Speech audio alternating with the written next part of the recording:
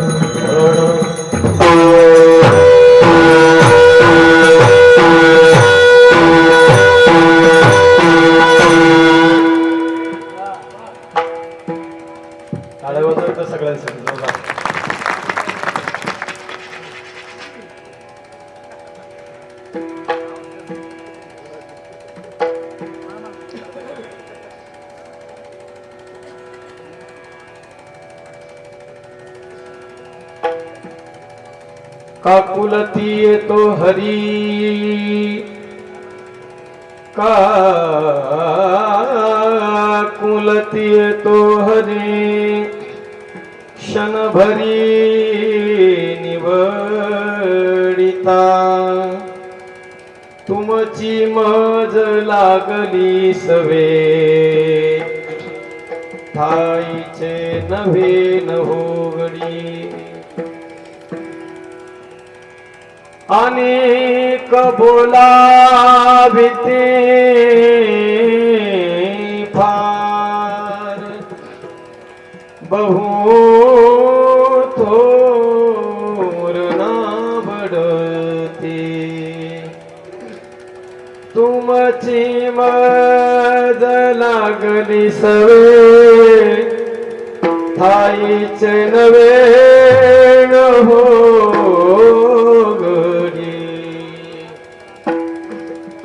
भाविके त्यांची आवडी मोठी,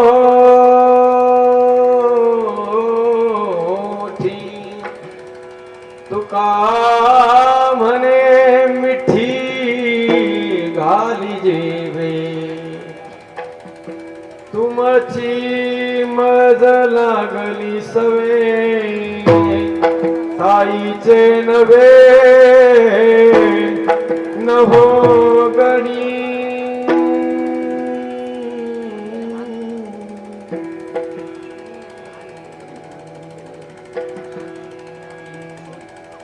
जन्माद्यशयतो भयादितरतस्,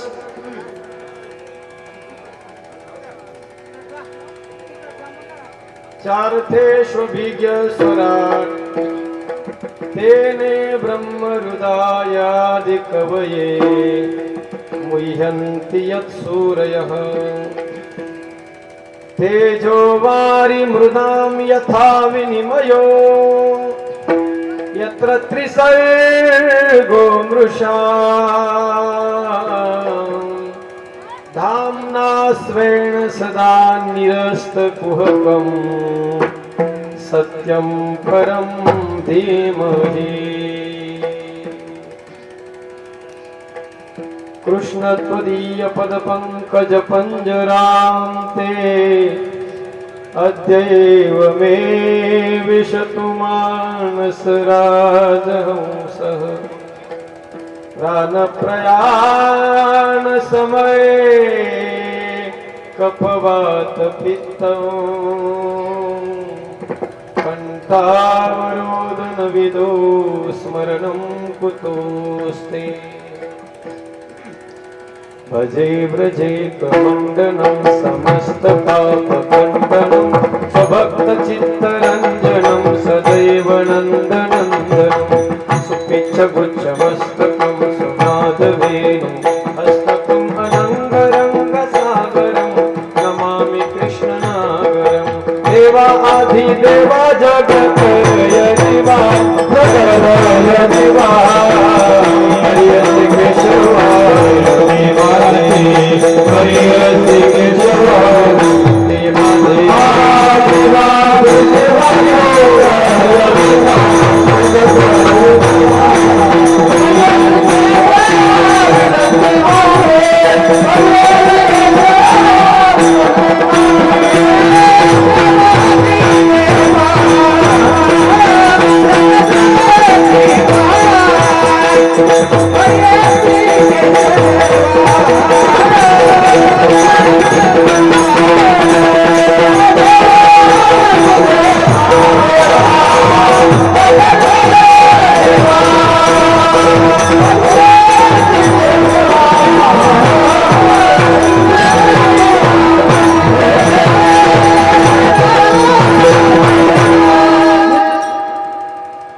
इतना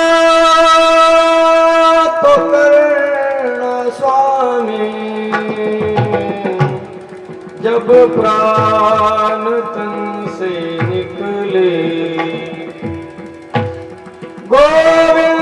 गोविंद नाम लेकर फिर प्राण तन से निकले श्री गंगा जी का तट हो जमुना का बंसीवट हो मेरा सावरा निकट हो जब प्राण तन से निकले गोविंद जल्दी आना नहीं शाम भूल जाना राधे को साथ लाना जब प्राण तन से निकले नमामि सद्गुरुं शान्तं सच्चिदानंद विग्रहं पूर्ण ब्रह्म परानंदं ईशं आनंदिवल्लभम्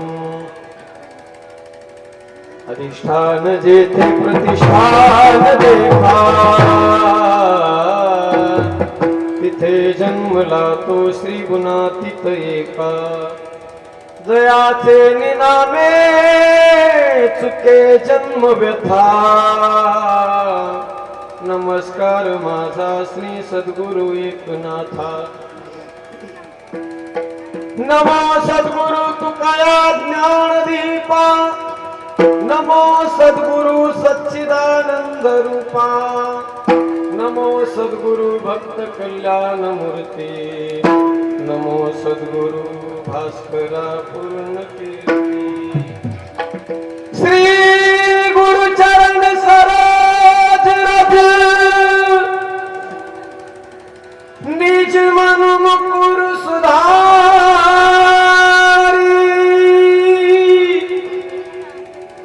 बरनवा भुवर विमल जसु जोदा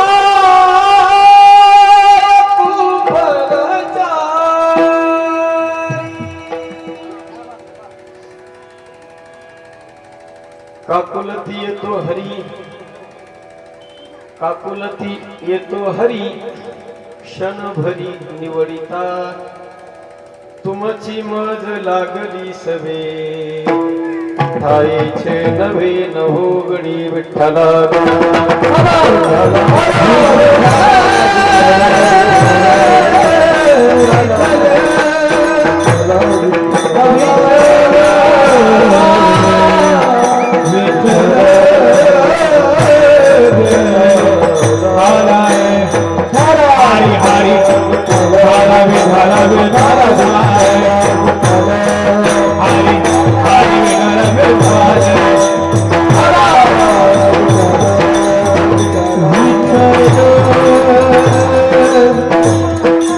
Yeah.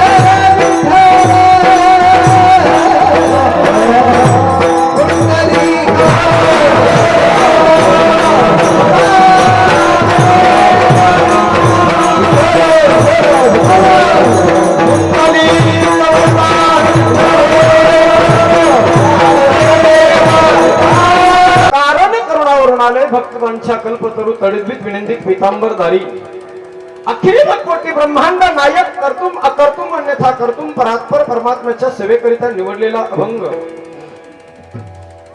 महान भगवत भक्त वैराग्याचे मूर्तिमंत पुतळे देहुनिवासी ज्ञानेशप्रिय श्रीमंत संत जगद्गुरु तुकोबारा यांचा अत्यंत सुंदर अत्यंत गोड असा अभंग द्वापार युगामध्ये भगवान परमात्मा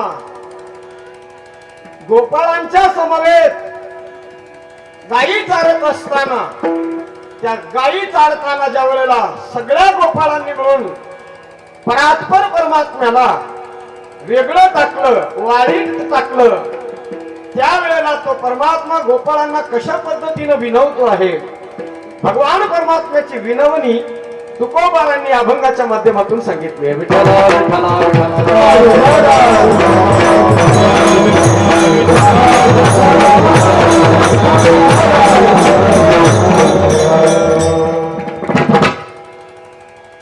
भगवान परमात्म्याच्या असीम कृपाशीर्वादाने साधू संतांच्या परम कृपेने मौजे पायतळवाडी गावामध्ये गेल्या 30 वर्षापासून अव्याहतपणे चालू असलेला दिव्य आणि भव्य हा अखंड हरिनाम सप्ताह तथा श्रीमद भागवत कथा ज्ञानयज्ञ महोत्सव आणि चालू असलेल्या या उत्सवातील आजची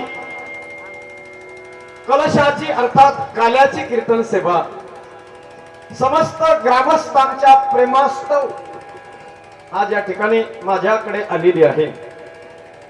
यथामती यथावकाश सेवा सादर करण्याचा प्रयत्न करूया पण तत्पूर्वी आपल्या या छोट्याशा गावामध्ये अगदी पृथ्वीच्या वजनाची आणि हिमालयाच्या उंचीची माणसं आज आपल्या सगळ्यांच्या समवेत आहेत जे आपल्या सर्वांना आनंद देत आहेत. महाराष्ट्राचं थोरलं आणि लाडकं व्यक्तिमत्व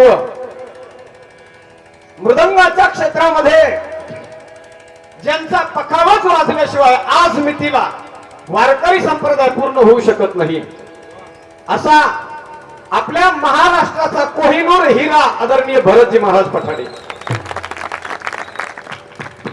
आणि ज्यांची गोड अशी चाल ज्यांचा आवाज श्रोत्यांच्या काळजाचं भेदन करून काळजाचा ठाव घेऊन डोळ्यातून पाणी काढण्यासाठी भाग पाडतो असे भजन सम्राट सद्यस्थितीला महाराष्ट्रामध्ये ज्यांच्या आवाजाला जोड नाही आणि ज्यांच्या व्यक्तिमत्वाला तोड नाही असे व्यक्तिमत्व म्हणजे आदरणीय ओंकारजी महाराज जगताप. आणि गेल्या 7 दिवसापासून अत्यंत सुंदर ताकदीची साथ केवळ साथीच नाही अगदी लीड सुद्धा ते करू शकतात पण जशी परिस्थिती येईल हिटिंगच्या वेळेला हिटिंग आणि डिफेन्सिव्ह मोड असेल तर डिफेन्सिव्ह अशा पद्धतीचं ज्यांचं जीवन आहे. अत्यंत सुंदर माझे परम मित्र गायन सम्राट गेल्या 7 दिवसापासून खऱ्या अर्थानं फार मोठं मोलाचं योगदान ज्यांचं राहिलेलं आहे. कथेमध्ये 4 तास कीर्तनामध्ये 2 तास बाकी सगळ्या नियोजनामध्ये सुद्धा महाराज मंडळीच्या सेवेतही हजरच. आदरणीय भजन सम्राट संगीत अलंकार वाल्मिकजी महाराज नलावडे गुरुजी आणि आज विशेषत्वानं ज्यांची खऱ्या अर्थानं उपस्थिती या ठिकाणी आपल्याला लाभलेली आहे. आपल्या परिसराचं आपल्या भागाचं भूषण वैभव ज्यांनी हजारो विद्यार्थी घडवून आज एक विद्यार्थी ज्यांचा संबंध महाराष्ट्र गाजवतो आहे असे आदरणीय वारकरी संप्रदायाचे स्टार प्रचारक आणि प्रसारक आदरणीय हरिभक्त परायण श्री शिवाजी महाराज गडदे गुरुजी संगीत विद्या श्री संत ज्ञानदेव संगीत विद्यालय गुरुकुल माजलगाव आजही महाराज या ठिकाणी आवर्जून आपल्या ग्रामस्थांच्या प्रेमास्त उपस्थित आहेत. महाराजांना कोटी कोटी वंदन करतो. एकदा जोरदार टाळ्या महाराजांसाठी सुद्धा वाजवायच्या. आणि माझे परममित्र जिवलग सखा आपल्या गावचंच व्यक्तिमत्व ज्यांना कधीच मी तरी दुसऱ्या गावचं संबोधलेलं नाही. अगदी शिवभाऊ हा शब्द सुद्धा फारच कमी पडतोय कारण ज्यांच्या गावात आणि आपल्यात आता शिवच राहिलेली नाही असे परम मित्र माझे महाराष्ट्राचे स्टार कीर्तनकार विद्या विनोद वैभव संपन्न ज्यांचं जीवन आहे असे आदरणीय हरिभक्त परायण कालिदासजी महाराज नाईकनवरे महाराजांच्या चरणी वंदन करतो. त्याचबरोबर गेल्या 7 दिवसापासून गोड अशी कीर्तनाला हरिपाठाला सगळ्याच कार्यक्रमामध्ये ज्यांची उपस्थिती आहे आणि अत्यंत सुंदर आपल्या पैतळवाडी गावातील सर्वच भजनी मंडळींनी अत्यंत गोड ही परंपरा ही परमार्थाची दिव्य परंपरा ज्यांनी जोपासली आहे असे सर्व भजनी मंडळी माझी तर पहिल्या दिवसापासून विनंती होती सगळ्यांना की आपण सगळ्यांनी उभं राहत चला, जेणेकरून तुमचं धैर्य वाढेल, तुम्हाला अधून मधून आवाज दिला जाईल, तुम्हाला तुमची डेअरिंग वाढेल. पण करावं काय, आपण त्यांना उचलून ताणून उभं नाही करू शकत सगळ्यांना. पण माझी सगळ्यांना पुन्हा एकदा या व्यासपीठावरून विनंती आहे की आपण बघा इतके मोठे सगळे भजनी मंडळ असतानाही इथे रांग लागली पाहिजे, कुणाला नंबर उभा राहायला सुद्धा जागा नाही पुरली पाहिजे. या वर्षी झालं पण पुढच्या वर्षी तरी. पण विशेषत्वाने ज्यांनी गायन गोड गायन केलं असे आदरणीय बळीरामजी महाराज थोरात महाराजांनाही वंदन करतो. त्याचबरोबर 2-3 दिवस त्यांची अत्यंत सुंदर हजेरी आहे, सुंदर ज्यांचं गाणं आहे आदरणीय हरिभक्त परायण आमचे राजेभाऊ महाराज उमरीकर महाराजांनाही वंदन करतो. आदरणीय गेल्या 7 दिवसापासून सगळ्या कार्यक्रमात ज्यांची हजेरी असते, अगदी 4-5 वर्षापासून आदरणीय मेखले महाराज, त्याचबरोबर आपल्या या कार्यक्रमाची मुहूर्तमेढ ज्यांनी रोवलेली आहे, आधारवड आपल्या या कार्यक्रमाचे आदरणीय हरिभक्त परायण श्री राजेंद्रजी महाराज कोळेकर, एकदा जोरदार टाळ्या त्यांच्यासाठी सुद्धा वाजवायच्या. या ज्ञान यज्ञाचं आणि या सप्ताहाचं आधारस्तंभ आहेत आदरणीय महाराज. त्याचबरोबर आमचे आदरणीय महाराज, सर्व महाराज मंडळी आणि माझे परम मित्र आदरणीय हरिभक्त परायण श्री भागवताचार्य, आपल्या भागाचं परिसराचं भूषण, माझे जिवलग सखा लंगुटी यार माझे भागवताचार्य सचिनजी महाराज काष्टे महाराजांना सुद्धा वंदन करतो. आदरणीय आमचे गोविंद दादा, अत्यंत सुंदर स्टार तबला वादक गोविंदराव काळे महाराजांना सुद्धा कोटी कोटी धन्यवाद. आमचे बाळासाहेब आहेत, ज्योती भाऊ आहेत, पंचाळ मामा आहेत, सीताराम महाराज आहेत. त्याचबरोबर आपल्या गावचा हिरा, अत्यंत सज्जन हो, प्रतिकूल परिस्थितीतूनही वाट काढून सांगून जाईल सज्जन हो. आळंदी क्षेत्रामध्ये 8 वर्षाचा 9 वर्षाचा काळ मी काढला. 8 वर्षामध्ये आळंदी क्षेत्रामध्ये जीवन जगत असताना आणि विद्याध्ययन करत असताना काय परिस्थिती असते आणि किती संघर्ष जीवनामध्ये करावा लागतो, तो संघर्ष मी अनुभवलेला असल्यामुळे तितक्याच संघर्षातून मला तरी थोडाफार तरी बॅकग्राऊंड होता, पण ज्यांच्या जीवनाला कसलाच बॅकग्राऊंड नसतानाही आपलं एक वेगळा आणि आगळा ठसा उमटून मृदंगाच्या क्षेत्रामध्ये संपूर्ण महाराष्ट्रात कोणत्याही महाराजांना विचारा, ज्ञानेश्वर महाराज लिंगे नाव, महाराष्ट्रातले स्टार पकवाज वादक आदरणीय अरुण महाराज कदम यांचे 1 नंबरचे शिष्य आहेत आमचे माऊली महाराज. सर्व ही महाराज मंडळी आणि विशेषतः गोड साऊंड सिस्टम ज्यांचे राऊत मंडप सावरगावकर, आपणाही सगळ्यांना तुम्हाला धन्यवाद. वा, मला असं वाटलं होतं सुरुवातीला टेन्शन आलं होतं, पण म्हटलं अगदी सुंदर त्यांनी निभावून नेलेलं आहे. आणि विशेषत्वाने हे सगळे झालेली कार्यक्रम Hotstar Marathi hotspot Marathi hotspot या चॅनलच्या माध्यमातून सबंध जगभर ज्यांच्या माध्यमातून हा सगळ्या कार्यक्रमाचा प्रचार आणि प्रसार होणार आहे असे आमचे अरविंद दादा, तुम्हाला सुद्धा मनपूर्वक धन्यवाद. आपण आलेले सर्व भक्त भाविक, भक्तिमती माता सर्वांच्या चरणी पुनश्च एकदा मनोभावे विनम्र भावे वंदन करून कीर्तन सेवेकडे वळतो. विठ्ठला विठ्ठला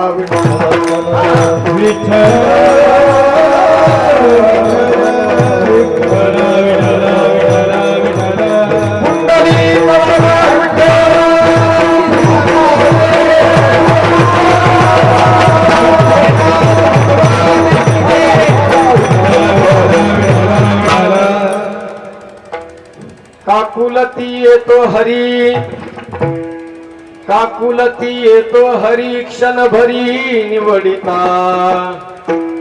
अभंग तुकोबारांचा गोड असा अभंग आहे सज्जन हो. भगवान कृष्ण परमात्म्याला ज्या वेळेला सगळ्या गोपाळांनी वाळीत टाकलं, वाळीत आपल्यापासून बाजूला टाकलं. त्यावेळेला भगवान परमात्म्याची अत्यंत करुण अवस्था, दयनीय अवस्था होते. आणि त्या अवस्थेचं वर्णन माझ्या तुकोबारांनी केलेलं आहे. सज्जन हो, अभंगावरती विवेचन करण्यापूर्वी आज खऱ्या अर्थानं काला आहे, काला. आणि काला असल्यामुळे कृष्ण परमात्म्याच्या चरित्राचं वर्णन करणारा अभंग आपण या ठिकाणी सादर केला पाहिजे. तसा जर विचार केला सज्जन हो, तर माझे तुकोबारा म्हणतात, माझा भगवान परमात्मा या जगामध्ये आला कशासाठी? फक्त आणि फक्त आपल्या गोपाळांना आणि आपल्या भक्तांना सुख देण्यासाठी गोकुळामध्ये माझा परमात्मा अवतरित झाला. तसा जर आपण विचार केला या जगाचा, तर सज्जन हो, या जगामध्ये 3 प्रकारची लोक या जगामध्ये जन्माला येत असतात. आहे का? एक येत असतो जीवात्मा, दुसरा येत असतो महात्मा, आणि तिसरा येतो त्याचं नाव आहे परमात्मा. जीवात्मा म्हणजे जीव जन्माला येतो. जीव ज्या वेळेला जन्माला येतो त्या जीवाचं काम काय आहे? तुम्ही आम्ही सर्व एकच्या यावत 184 योनीतून, हो 184 सर्व आपण तुम्ही आम्ही सर्व जीव आहोत. त्यातही मनुष्य जात जी आहे, मानव, मानवाचं परम कर्तव्य फक्त एकच आहे. या जगामध्ये जीव म्हणून जन्माला आल्यानंतर आपलं सुद्धा एकच कर्तव्य, जसं भगवंताचं कर्तव्य, जसं भगवान परमात्मा या जगात आपल्या भक्तांना किंवा इतरांना सुख देण्यासाठी येतो, तसं जीवाचं सुद्धा एकच काम आहे, सगळ्यांना आपल्यापासून सुख झालं पाहिजे. विठाला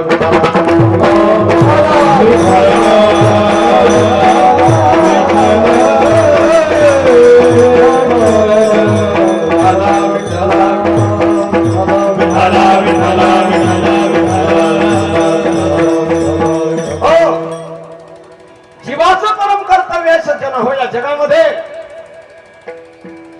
जीव म्हणून जन्माला आल्यानंतर इतरांना, आपल्यापासून दुसऱ्यांना सुख मिळालं पाहिजे, हे जीवात्म्याचं कर्तव्य आहे. महात्म्याचं सुद्धा तेच कर्तव्य आहे. म्हणून बघा, पहिला वर्ग आहे जीवात्मा, दुसरा वर्ग आहे महात्मा, आणि तिसरा वर्ग आहे परमात्मा. आता या तिघांचाही हेतू या जगात येण्याचा, या मृत्यू लोकांमध्ये येण्याचा, जन्म घेण्याचा, मानव म्हणून या भूतलावर अवतरित होण्याचा एकमेव हेतू आणि कारण जर काय असेल तर ते जगाला सुख देणं, बस एवढंच आहे. जीव म्हणून जन्माला आलोय ना आपण सज्जन हो, ईश्वराने आपल्यावर कृपा केली आहे. अत्यंत सुंदर हे शरीर आपल्याला ईश्वरानं दिलंय.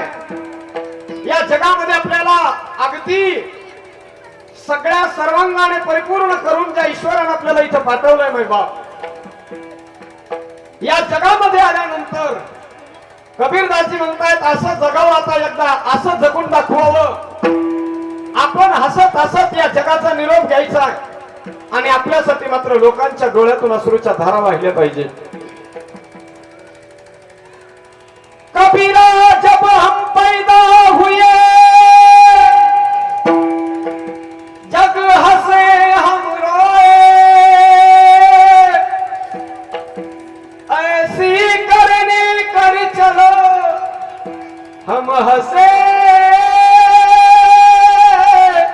जग रोए.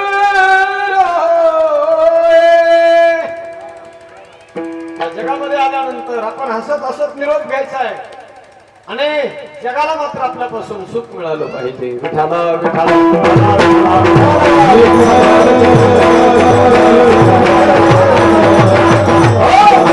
या विश्वाच्या पटलावर सज्जन हो, आपलं नाव कुठेतरी अजरामर झालं पाहिजे. या जगाच्या कानाकोपऱ्यामध्ये कुठेतरी आपल्या 100 वर्षाच्या प्रवासाची नोंद झाली पाहिजे सज्जन हो. जीवन जगत असताना कोणीतरी आपण गेल्यानंतर हे आपलं नाव घेतलं पाहिजे. नाही आपलं नाव कोणी घेतलं तरी आपलं कामाच्या रूपाने आपण पाठीमागे राहिलो पाहिजे.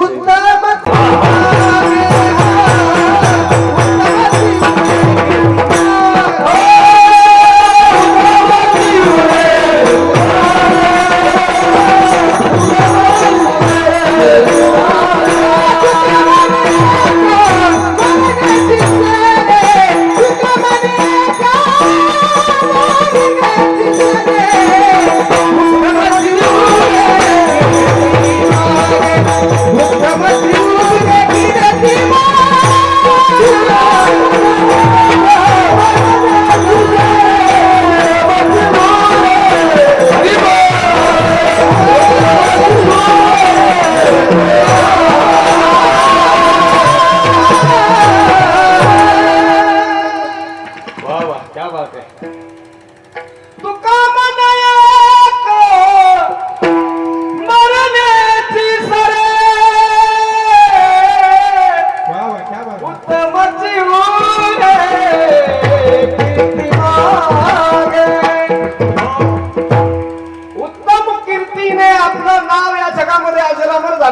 सज्जन हो, कधी होईल, कशानं होईल?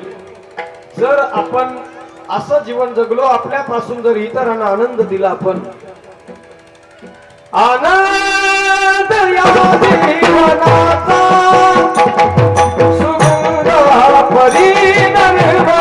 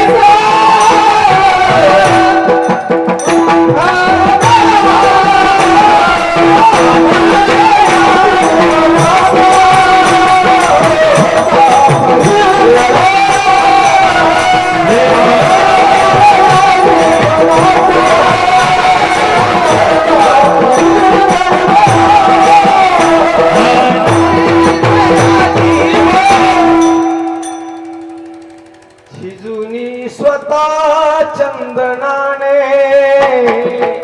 दुसऱ्यास मधुगंध द्यावा, हे जाणता जीवनाचा आरंभ हा ओळखावा.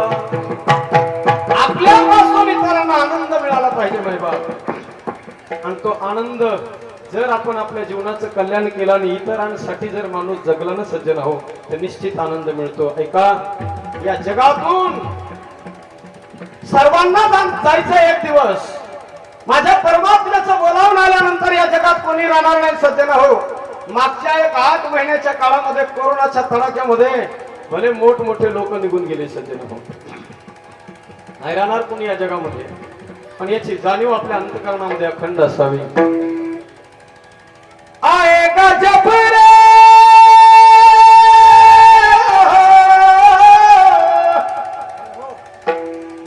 आएगा जब रे बुलावा हरि का, छोड़ के सब कुछ जाना पड़ेगा, छोड़ के सब कुछ जाना पड़ेगा, छोड़ के सब कुछ जाना पड़ेगा, छोड़ के सब कुछ जाना पड़ेगा, छोड़ के सब कुछ जाना पड़ेगा. आएगा जब रे बुलावा हरि का, छोड़ के सब कुछ जाना पड़ेगा, छोड़ के जाना पड़ेगा. महाराज म्हणतात, या जगामधून सर्वांना निरोप घ्यायचा आहे. येथे नाही उरो आले अवतार, येते पावर जीव किती. या जगातल्या श्रीमंत लोकांच्या यादीचं जर आपली स्वतःच कंपॅरिझन करण्याचा आपण जर प्रयत्न केला ना सज्जन हो, तर या जगातल्या श्रीमंत लोकांच्या यादीमध्ये आपलं कुठंच नाव येणार नाही. जसं ज्याप्रमाणे एक मन आहे दर्या में खसखस, तसं आपलं कुठंच नाव येणार नाही. मोठमोठे लोक गेले त्या जगामध्ये. राजा रावणासारखा संपत्तीवाला एक नंबरचा माणूस गेला जग सोडून. कोटी घरे जेथे काशानी तांब्याची, शुद्ध कांचनाची 7 कोटी. 1 करोड घर ज्यांचे काशा आणि तांब्याचे होते, आणि 7 कोटी घर ज्या राजा रावणाचे शुद्ध कांचनाचे, म्हणजे अर्थात प्युअर 22-24 कॅरेट सोन्याचे, प्युअर सोन्याचे ज्याचे 7 कोटी घर होते ज्या राजा रावणाचे. नाही सज्जन हो, या जगात कोणाची इच्छा आणि उम्मीद पूर्ण होत नाही. यहाँ उम्मीदों की दुनिया हर इंसान बसाता है, यहाँ उम्मीदों की दुनिया हर इंसान बसाता है, लेकिन पाता है वही जो तकदीर लाता है. सगळ्यांच्याच इच्छा आणि अपेक्षा या जगात पूर्ण होत नाही.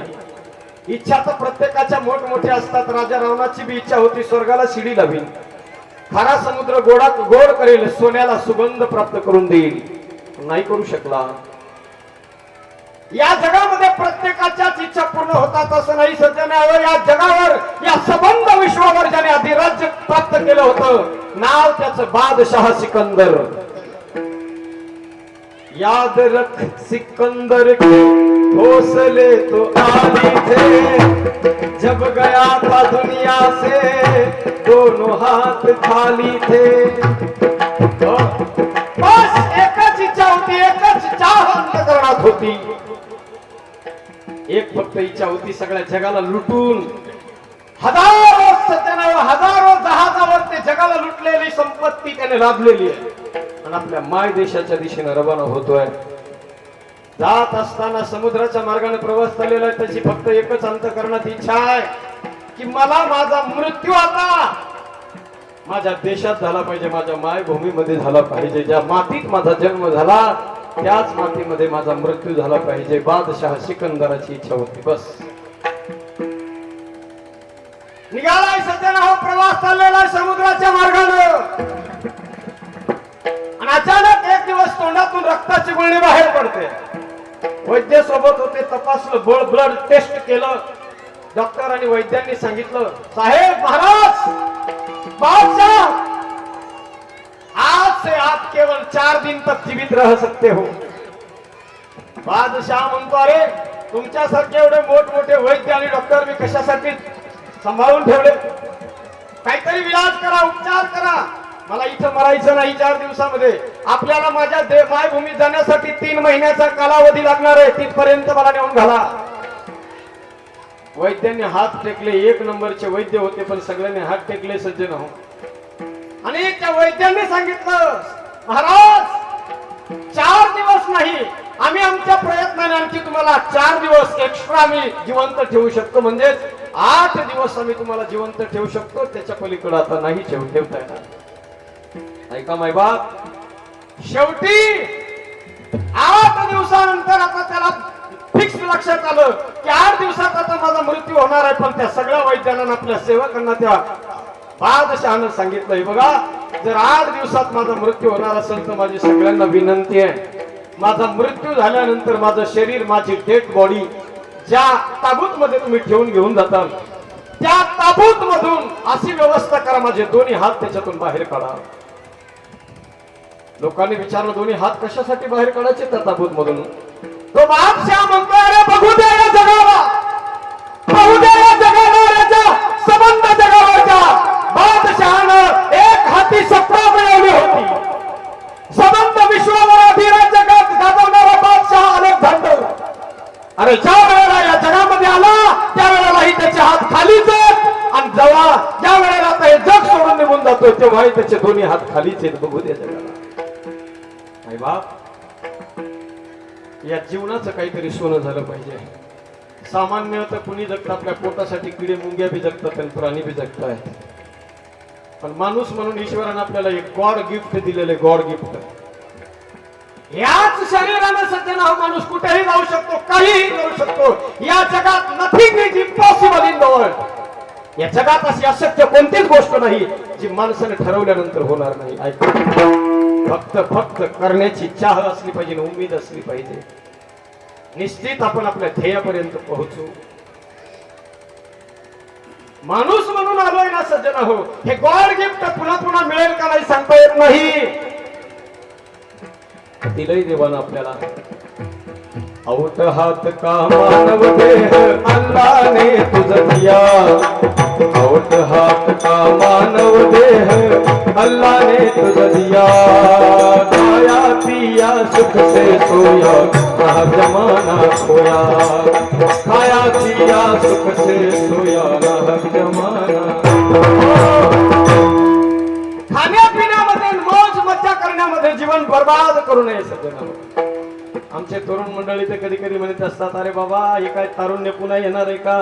आहेस तरुण तर घे आईस करून, जाशील मरून तर पुन्हा जीवन नाही येणार फिरून. अरे काय आईस करता? अरे आईस कशाला म्हणतात सज्जन हो विचारा. देशासाठी बलिदान देणाऱ्या माझ्या त्या भगतसिंगाला विचारा जीवनाची आईस काय असते. आपल्या सगळ्यांना परिचित असलेली एक घटना आहे सज्जन हो या भारत देशामध्ये या विश्वाच्या पटलावरती कोरल्या गेलेली रेखांकित केलेली एक इतिहासातली सुवर्ण अक्षराने लिहावी अशी सुवर्ण घटना आहे सज्जन हो या भारताच्या इतिहासातली. तसं जर पाहायला गेलं तर तो एक या देशासाठी काळा दिवस होता. काळा दिवस ज्या दिवशी पंजाब प्रांतातल्या जालियनवाला बाग हत्याकांड आठवा तो दिवस. ती बाग सज्जन हो चारी भिंतीचे पूर्णपणे संरक्षण आहे. त्याच्यामध्ये हजारो लोक बसलेले आहेत स्वातंत्र्याचा लढा देण्यासाठी. आणि त्याच वेळेला सज्जन हो त्या इंग्रजांनी अंधाधुंद फायरिंग करायला सुरुवात केली. हजारोच्या संख्येने लोक तडफडून मेले सज्जन हो. एक विहीर होती त्या विहिरीत काही लोक उड्या मारून आपल्या प्राणाचं बलिदान त्या लोकांनी दिलं. रक्ताचा सडा त्या ठिकाणी झालेला आहे. रक्त रंजित झाली ती माती सज्जन हो भारत माता. पण त्याच वेळेला त्यांचा गोळीबार अंधाधुंद ती फायरिंग इतके लोक मारले जितक्या गोळ्या त्या इंग्रजांच्या बंदुकीत होत्या तितके लोक तिथं मारले सज्जन हो. पण त्याच्या दुसऱ्या दिवशी सूर्योदयाच्या पूर्वी सकाळीच पहाटेच्या वेळेला माझ्या भारत देशाचा एक माईचा लाल नाव त्याचं भगतसिंग सज्जन हो 9 वर्षाचा मुलगा. त्याने आपल्या डोळ्याने उघड्या डोळ्याने हे सगळा नरसंहार पाहिला होता. गेला जालियनवाला बागेमध्ये आणि त्या मातीमध्ये जाऊन ती रक्तानं माखलेली ती माती आपल्या वाडवडिलांच्या रक्तानं माखलेली ती माती सज्जन हो त्या बाळानं आपल्या हातात घेतली आणि तसाच त्या रक्ताचा पट्टा आपल्या कपाळाला लावला. हे माते ज्या नराधमांनी तुला रक्तरंजित केलंय ना माते नाही सोडणार. त्या नराधमांना नाही सोडणार. गेला सज्जन हो. आणि आपल्याला इतिहास माहितीये ते 9 वर्षाचा मुलगा जसा जसा मोठा होऊ लागला आणि ज्यांनी ही माझी भारत माता रक्त रंजित केली होती त्या नराधमांना एकानं गोळीच्या निशाण्यावर त्याने घेतलं. पण ऐका जेव्हा त्या भगतसिंगाला फाशीची सजा होते परिवार भेटण्यासाठी जातोय. परिवाराला परवानगी देण्यात येते. आई जाते त्यावेळेला भगतसिंगाची माय जाते सज्जन हो. पाहिलं त्या आईनं कधीच पाहिलं नव्हतं. अगदी गोंडस असलेलं आपलं बाळ त्या आईनं पाहिलं सज्जन हो कैद्याच्या वेशात ज्या वेळेला त्या भगतसिंगानं आईला पाहिलं सज्जन हो ते तोकडे असलेले कपडे हातात पायात पेड्या टाकलेल्या पाहिल्या आणि त्या आईच्या त्या माईच्या डोळ्यातून घळघळ अश्रूच्या धारा सुरू झाल्या. तिला माहिती होतं सज्जन हो आता इथून पुढे 8 दिवसानंतर माझा मुलगा माझ्या काळजाचा तुकडा फासावर जाणार आहे. 8 दिवसानंतर माहिती होतं त्या भगतसिंगाच्या आईला माय रडायला लागली जोरजोरानं. भगतसिंगानं म्हणावं आई माय रडू नकोस तू माय रडू नकोस. आईनं म्हणावं अरे भगत नको रडू तर काय करू रे दादा. अरे मी स्वतःला कितीही आवरण्याचा प्रयत्न करते पण शेवटी माय आहे ना माय आहे.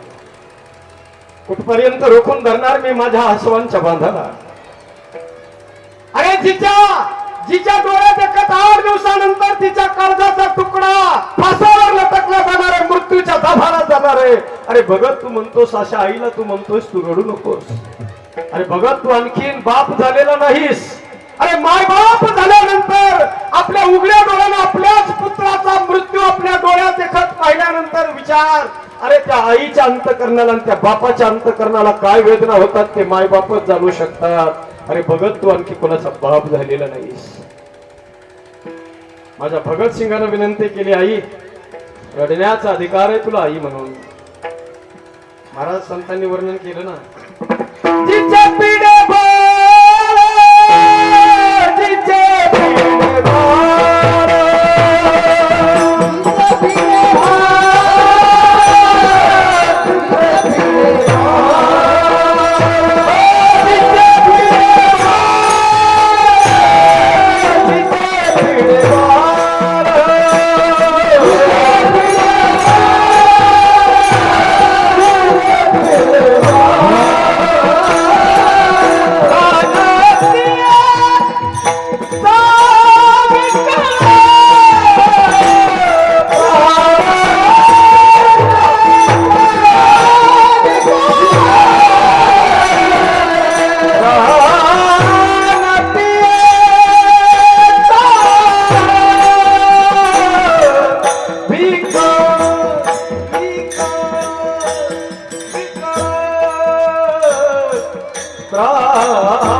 आरतीयेचा विकू.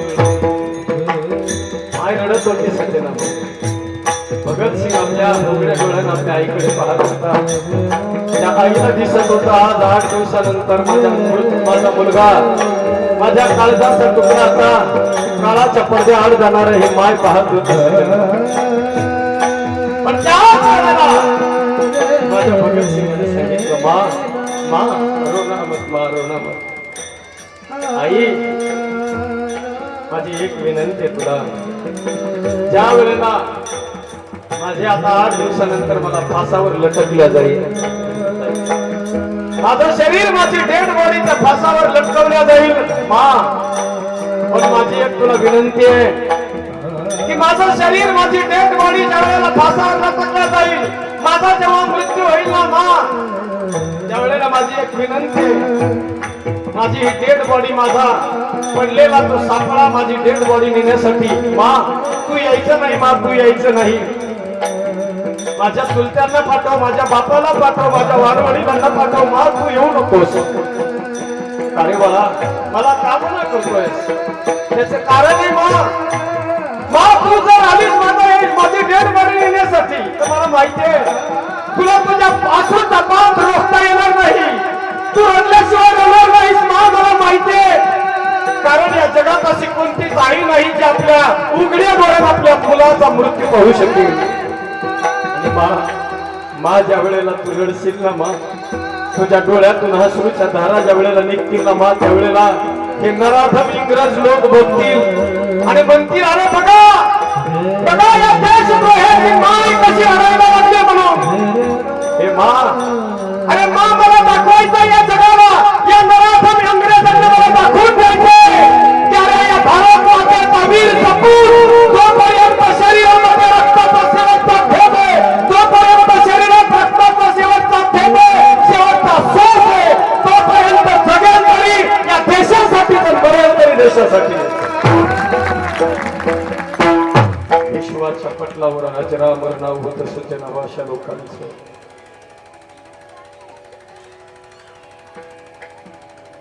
जे देशासाठी लढले ते अमर हुतात्मे झाले.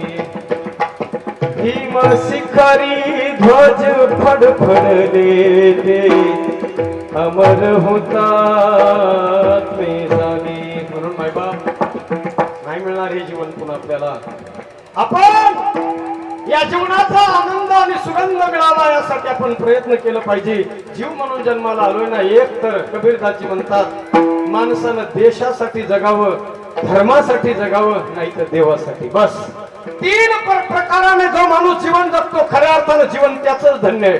बाकीच्या लोकांचं मी नाही सांगू शकत.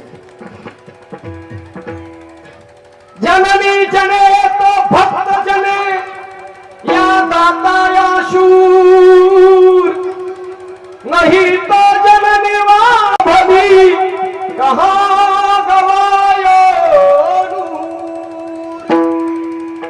एक तर आईनं बाळाला जन्म द्यावा एक तर तो भगवंताचा भक्त जन्माला यावा देव भक्त जन्माला यावा देशभक्त यावा जन्माला यावा किंवा धर्माचं रक्षण करणारा धर्मभक्त जन्माला यावा. सगळं हो. जर असं जीवन जगला माणूस तरच जीवनाचं कल्याण आहे. म्हणून मायबाप या जगात जीवात्मा आपण जीव म्हणून जन्माला येतो. दुसरे आहेत महात्मे त्यांचं सुद्धा या जगात येणं फक्त जगाला आनंद देण्यासाठी आहे. येथे उपकारासाठी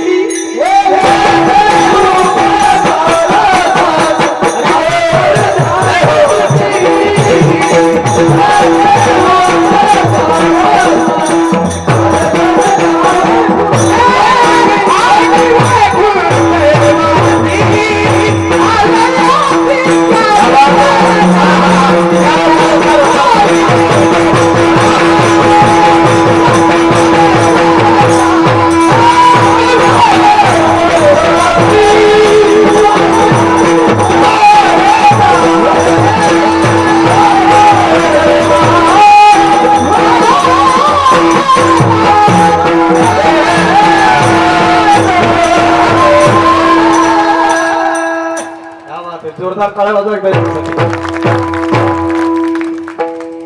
काय गातायत महाराज ही माणसं फ्रॉम दी हार्ट, अगदी हृदयापासून अंतकरणापासून गातात. इतकं उंच आरडणं सोपं काम नाही बरं का. बाळू महाराज इतक्या उंच जर स्वर लावला ना, कीर्तन झाल्यावर लावून बघा तुम्ही सगळ्यांनी. नाही आत्मा बाहेर पडला तर मला काय म्हणा, आत्मा बाहेर पडून इतकं उंच आरडायचं म्हणजे सोपं काम नाही गुरुजी.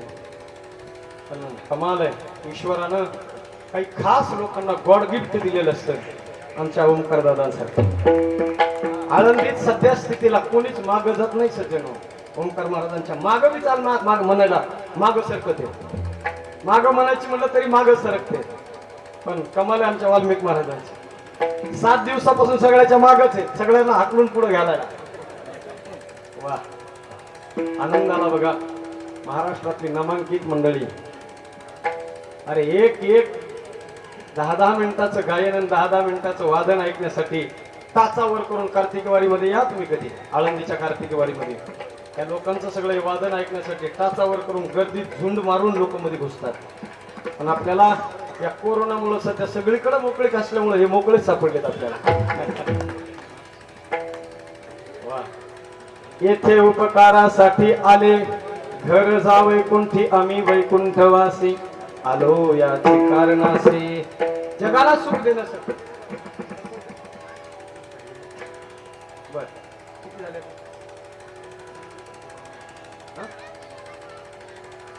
काय मिळालं? ओके. विठाला विठाला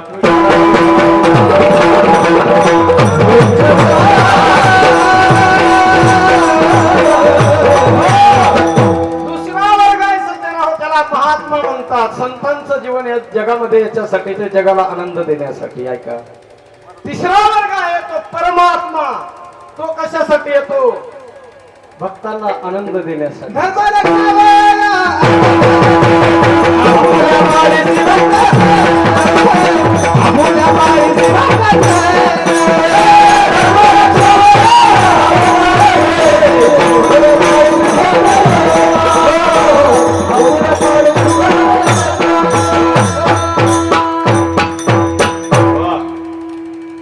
धर्मरक्षावयावतार घेसी, आपुल्या पाळीसी भक्त जना. धर्माच्या रक्षणासाठी परमात्मा येतो, भक्तांना आनंद देण्यासाठी येतो. पण सज्जन हो, मला वाटतं तो परमात्मा या जगामध्ये का येतो? फक्त आणि फक्त गायी चारण्यासाठी, गोकुळात गायी चारण्यासाठी माझा परमात्मा आला. जगात सगळ्यात मोठं काम माझ्या परमात्म्याने, कृष्ण परमात्म्याने या जगात 2 अवतार होऊन गेले. एक राम अवतार आणि दुसरा कृष्ण अवतार. जे दोन्ही अवतार मानवाच्या जीवनाशी अत्यंत निगडीत अवतार आहे. तुम्ही आणखीनही स्वतःच ऑब्झर्वेशन करून बघा. या दोन्ही अवतारांच्या बाबतीत राम आणि कृष्ण हे 2 नावं घेतले तरी असं वाटतं की आपली आणि या दोन्ही या पात्राची आपल्या जीवनामध्ये फार मोठी अटॅचमेंट आहे. कुठेतरी असं वाटतंय की जिव्हाळा वाटतो या दोन्ही नावाविषयी, राम आणि कृष्ण अवतार. तसा विचार केला तर हे दोन्ही वेगळे वेगळे नाही, दोन्ही एकच आहे. सीताराम महाराज, राम कृष्ण दो एक है, अंतर नहीं निमेश, इनके नयन गंभीर है, उनके चपल विशेष. दोन्ही वेगळे वेगळे नाहीत, पण त्याच्यातही एक अवतार पूर्ण अवतार आहे आणि दुसरा परिपूर्णतम अवतार आहे. बघा माझ्या कृष्ण परमात्म्याचा. आला कृष्ण. 11 वर्ष 53 दिवस माझ्या कृष्ण परमात्म्यानं, तुकोबारे म्हणतात असा तो परमात्मा या जगात अवतरित झाला. या जगामध्ये तो देव आला आणि येऊन काम काय केलं? फक्त आणि फक्त गायी सांभाळण्याचा उद्दिष्ट जीवनामध्ये होतं. हा, माखन खायचं, गोपाळांना आनंद द्यायचा, गोपिकांसमवेत रास क्रीडा करायची, कंसाला त्याचा उद्धार करायचा, हे ऍडिशनल सगळे काम आहेत. पण प्रॉपर काम त्या परमात्म्याचं एकच होतं, ते म्हणजे माझ्या गायांचं रक्षण करणं. माझ्या परमात्म्यानं गायांचं रक्षण केलं. 11 वर्ष 53 दिवस हिंडे रानो रान गाई पाठी. 11 वर्ष 53 दिवस कृष्ण परमात्मा वृंदावनाच्या 84 कोस, ज्याला ब्रिजभूमी म्हणतात, त्या 84 कोसाच्या भूमीमध्ये माझा कृष्ण परमात्मा गायांच्या पाठीमाग अनवनी हिंडला, अनवनी. कारण कृष्णानं सांगितलं की या जगामध्ये गाय सुरक्षित आहे तर मी सुरक्षित आहे, आणि मी सुरक्षित आहे तर जग सुरक्षित आहे. कारण गाय, आपल्याला माहिती आहे सज्जनांनो, सर्वजण आपण ऐकत आलो की गायीच्या शरीरामध्ये 33 कोटी देव निवास करतात म्हणून. गाय सामान्य नाही, 33 करोड देवता लोक निवास त्या गायीच्या शरीरामध्ये करतात. ती गाय किती पवित्र असेल. आणि त्या एका देवाची पूजा करत असताना आपण त्या देवाच्या चरणावर जीवन समर्पित करतो. ज्या गायीनं संपूर्ण 33 कोटी देव आपल्या शरीरामध्ये सामावून घेतली, ती गोमाता सामान्य नाही. आठवा, आजही सज्जन हो, चॅलेंजने सांगेल, ज्या व्यक्तीने आपल्या जीवनामध्ये प्रामाणिकपणाने श्रद्धेनं गाय ज्यांनी सांभाळली ना, ज्याच्या दावणीतली गाय कधीच हाकलेली नाही, मला असा माणूस तुम्ही उभा राहून दाखवून द्या की त्याच्या जीवनामध्ये कधी कमी पडले, त्याच्या जीवनात दारिद्र्यता आहे म्हणून दाखवून द्या. चॅलेंजने सांगेल, कीर्तन करणं सोडून देईल सज्जन हो. ज्यानं प्रामाणिकपणाने श्रद्धेनं गाय सांभाळली ना, त्या माणसाच्या जीवनाचं कल्याणच झालेलं आहे. आपल्या पूर्वजांचं थोडंच ऑब्झर्वेशन करून बघा. आपल्या वाडवडिलांकडे, आपल्या पूर्वजांकडे गाया होत्या, गोठ्यामध्ये खंड्यानं गायी होत्या, खंड्याने. माझ्या लहानपणी आपल्या गावामध्ये 2 जणांकडे गायी होत्या. नामदेवरावच्या इकडे गायी होत्या आणि पांढऱ्यांच्या घरामध्ये 2 गायांचे 2 घरातून कळप निघायचे सज्जन. त्या दोन्ही घराला, दोन्ही कुटुंबामध्ये पहा, आजही त्यांच्या घरामध्ये गायांची सेवा चालू आहे. म्हणजे सगळ्यांनीच ती गोमातेची सेवा केली पाहिजे. त्याचं कारण सांगतो. गायीची सेवा केल्यानं मिळतं काय सज्जन? काही माणसं म्हणतात, महाराज तुम्हाला होतं काय, सांगून मोकळे होता तुम्ही, पण सांभाळायची गाय सोपं काम नाही. एक गाय जर सांभाळली तर दूध देते किती, प्रयोजनम अनुद्देश्य मंदोपीन प्रवर्तते. विनाकारण कोणतेच माणसं आता कोणतंच काम करायला तयार नाहीत बरं का. महाराज माणसं विचारतात, महाराज 2 लिटर दूध देते एक गाय, देशी गाय जर सांभाळली तर 2 लिटर दूध देते, आणि 2 लिटर 100 रुपयाच्या त्या 150 रुपयाच्या दुधासाठी 1000 रुपये रोजाचा माणूस तिच्या मागे लावायला परवडतो का? तुम्ही सांगून मोकळा होता. परवडण्याचा विचार होतोय आजकाल जमाना. पण ऐका सज्जनांनो, सगळ्याच गोष्टी अगदी नगदीच त्याचं बेनिफिट मिळतं असं काही नाही.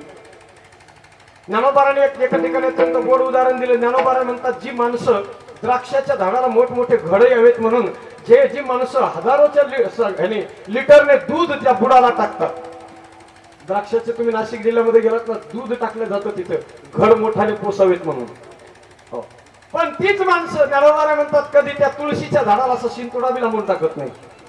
कारण त्यांना माहितीये द्राक्षाच्या घडाचा बेनिफिट आपल्याला लगेच मिळणार आहे, तुळशीचं काय कधी मिळलं नाही मिळत काय माहिती. तसं सज्जन हो, गायीचं बेनिफिटचा जर आपण विचार केला तर नीतिशास्त्रातला एक आलेला श्लोक तुम्हाला सांगेल ऐका. बंद करायला चालू कर. नीतिशास्त्रकार सांगतात सज्जन हो, 7 वस्तू अशा 7 वस्तू ज्या नुसत्या डोळ्यानं जरी पाहिल्या तर एवढं पुण्य प्राप्त होतं, ज्या पुण्याचा कधीच नाश होत नाही. ऐका कोणत्यात ऐका. गोमूत्रम गोमयम दुग्धम गोधुलीम गोष्ट गोष्पदम पक्व सस्यान्वितम क्षेत्रम दृष्ट्वा पुण्यम लभे ध्रुवम. गाईचं गोमूत्र डोळ्याने नुसतं पाहिलं तरी एवढं पुण्य, त्या पुण्याचा कधीच नाश नाही. गाईचं गोसेन, गाईचं गोमूत्र, गाईचं सेन, गाईचं पवित्र दूध, पाहे पा दूध पवित्र आणि गोड. गाईचं पवित्र दूध, गाईचं गोमूत्र, गाईचं सेन, गाईच्या पायाने उमटलेली खूर, गाईच्या पायाने उडालेली धूळ, इतकी पवित्र नुसती डोळ्याने जरी पाहिली तर एवढं पुण्य, त्या पुण्याचा नाशच नाही. आता दुर्दैव असं आहे, त्या गायांची धूळ कधी बघायला मिळायची. दिवसभर चरायला गेलेल्या गायी शेतामध्ये, गायरानामध्ये चरायला गेलेल्या वासराच्या ओढीनं ज्यावेळेला तिथून धूम ठोकतात तर डायरेक्ट गोठ्यापर्यंत येतात, आणि त्या उडालेली त्यांच्या पायाने धूळ बघायची. दिवस मावळतीला चाललेला असतो, सूर्याची लाल लाल किरण आपल्याला दिसतात, आणि त्या किरणाच्या त्या नजाऱ्यामध्ये ती धूळ आपल्याला दिसते. सध्या हे दृश्य आता बघणं शक्य नाही आपल्याच्याने, बघायला बी मिळणार नाही. कारण त्या गायांचे गायरानच नाही ठेवले माणसाने. गावागावामध्ये व्यवस्था होती जीवन जगण्याची सज्जन हो, कारण गाय हा माणसाचा श्वास आणि गाय हा माणसाचा विश्वास होता. पण ती गाय आता ठेवली नाही लोकांनी, गायरानं राहिले नाही. स्वतःच्या खळगे पोटाचे भरण्यासाठी माणसाला काहीही कमी पडायला लागलं म्हणून त्या गायांचं रान सुद्धा माणसानेच काढायला सुरुवात केली. व्यवस्था होती माझ्या वाडवडिलांनी निर्माण करून ठेवलेली त्या गायांसाठी. त्या पद्धतीने हे सगळं सिस्टम चालत होतं. ऐका, गायीच्या पायाने उडालेली धूळ. आजही आपण आपल्या मुलाबाळाचं लग्न जर करायचं म्हटलं तर आपण त्याला नाव देतो गोरज मुहूर्तावर. लग्न लागल्या जायचे गोरज मुहूर्त. गोरज म्हणजे गायीच्या पायाने उडालेली धूळ. ज्या वेळेला उडते ना, दिवस मावळतीला चाललेला असतो, पूर्ण मावळलेलाही नसतो आणि पूर्णपणे दिवसही नसतो, असा काळ तो, त्याला गोरज मुहूर्त म्हणतात. त्या काळामध्ये ते याच्यासाठीच असायचं की त्या नवदाम्पत्याच्या अंगावर त्या गायाच्या पायाने धुळीने उडलेली धूळ ती गावावर उडते आणि गावात त्यांच्या अंगावर मिरवणूक काढत असताना त्या नवदाम्पत्याच्या अंगावर पडावी आणि त्यानं त्यांचं जीवन धन्य बनावं, याच्यासाठीच हाच दृष्टिकोन होता. पण लोकांनी आपल्या पर्यायासाठी गोरज मुहूर्त बाजूला केला आणि अभिजित, मला वाटतं हे अचानक मुहूर्त म्हणलं पाहिजे, अकस्मात मुहूर्त, अभिजित बी नाही हो, हा मुहूर्तच नाही, पण आपल्या सवडी खातर ब्राह्मणांनी तयार केलेला आहे. विठाला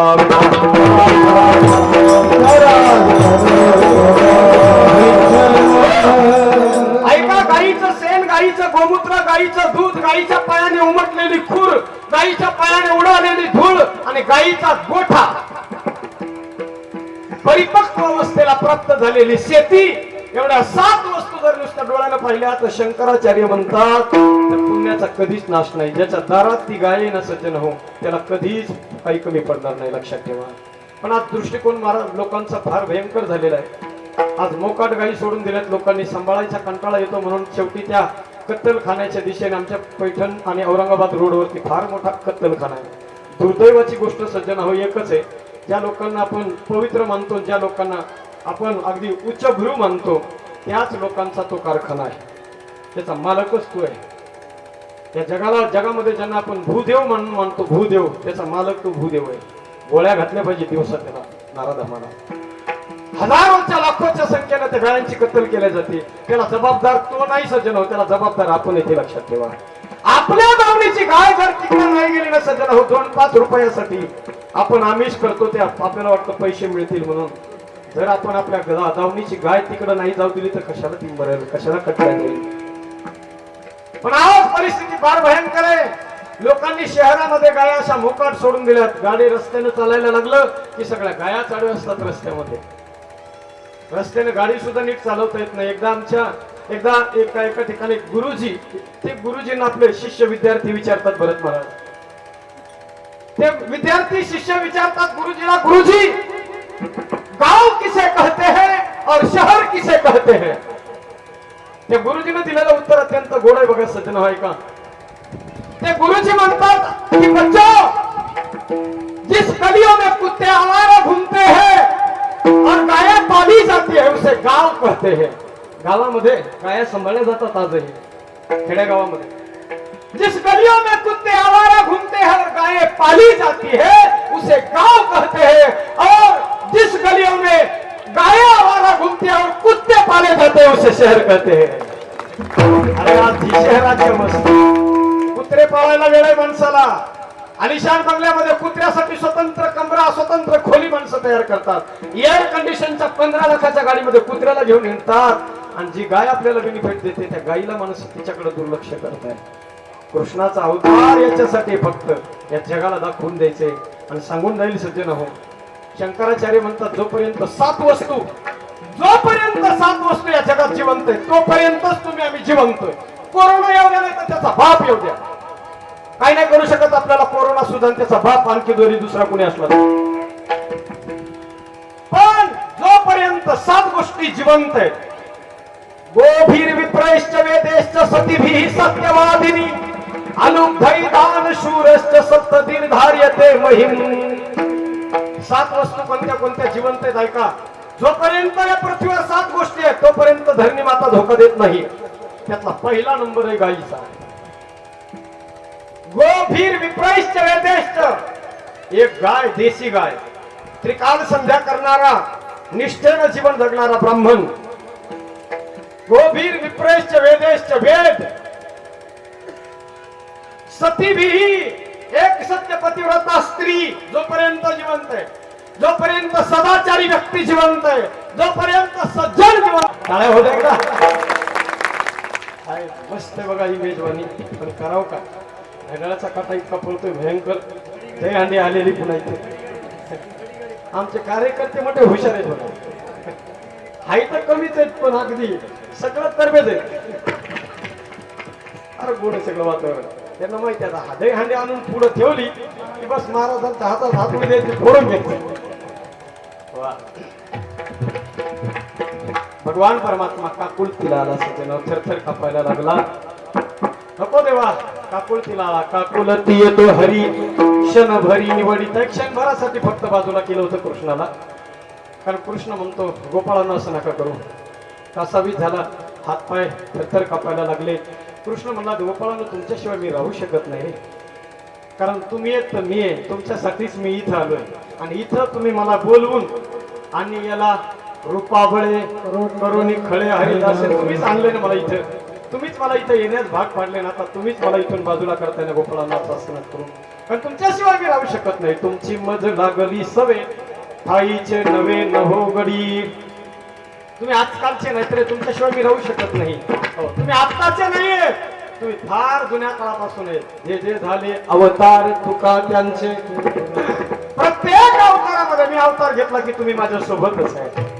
राम अवतारामध्ये वानर बनून माझ्या सोबत राहिलात. कृष्ण अवतारामध्ये कोण झाले? कृष्ण अवतारामध्ये गोपाळ झाले. आणि कलियुगामध्ये पांडुरंगाचा अवतार झाला. भगवंताचे संत हे भक्त झाले. म्हणून आजचे नाही तुम्ही माझ्या अनादी काळापासून माझ्या तुम्ही सोबत आहेत. मी तुमच्याशिवाय राहू शकत नाही. पण ऐका ना गोपाळांनो विनाकारण तुम्हाला अहंकार होऊ देऊ नका. तुम्हाला वाटत असं आमच्याशिवाय याला कुणीच बोलवत नाही तर गैरसमज मनातून काढून टाका. कारण बोलवणार मला भरपूर आहे. अरे केलं होतं 56 प्रकारच्या भोगाचं नियोजन केलं होतं त्या दुर्योधनानं माझ्यासाठी. तर नाही गोपाळांनो लाथ मारली त्या भोगाला तुम्ही.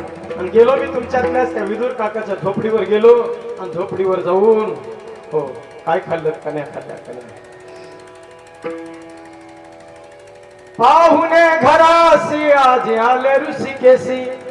काय करू उपचार उपचार. काय अवस्था होती त्या विदुराची. दरदरीत पाण्या माझी रांधियल्या कन्या. मोडक्याच्या बाजावरी वाकळाच्या शेजा. गोपाळांनो अरे त्याच्या घरी जाऊन कन्या खाल्ल्या. 56 भोगाचा त्याग केला मी. पण त्याच्याकडे गेलो. तुम्हाला वाटत असेल आमच्याशिवाय तुला कोणी विचारत नाही. पण सांगू आणि बोलावी ती फार पण बहु थोर नावडती. मोठे मोठे बोलवतात मला. मोठमोठ्या ठिकाणी बोलवतात. मुंबई पुणे सगळ्या महाराष्ट्रभर मला लोक बोलवतात. पण पायथळवाडीत कीर्तन करण्याची मजा काय आवडत. हजारोच्या संख्येनं आम्ही कीर्तन करतो सज्जन हो. तुम्हाला सगळ्यांच्या आशीर्वादानं फार खाऊन सुलाखून निघालेलं जीवन आहे. आपल्या स्वतःचा स्वाभिमान आहे मला. अहंकारात्मक नाही बोलत सज्जन हो. आणि त्याचं कारण आहे तुम्हाला सगळ्या ग्रामस्थांचा आशीर्वाद आहे. त्याच्याशिवाय माझ्या जीवनातली अचिव्हमेंट नाही. म्हणून तसं कृष्णानं म्हणावं बरेच कोण बोलवतात पण त्यांना मी नाही जाऊ शकत. कारण मी फक्त एकच पाहतो. भाव का भूखा हूं मैं. भाव ही बस सार है. भाव से मुझको भजे तो भव से बेड़ा पार है. भाव बिन सुनी पुकारे मुझको तो भाती नहीं. प्रेम से मुझको जो दे सब मुझे स्वीकार है. प्रेमानं दिलं भावानं दिलं. मला बाकी काही नाही फक्त त्या भाविकांची आवड आहे. तो कोण सांगता भाविकेताची आवड भाविकेताची आवड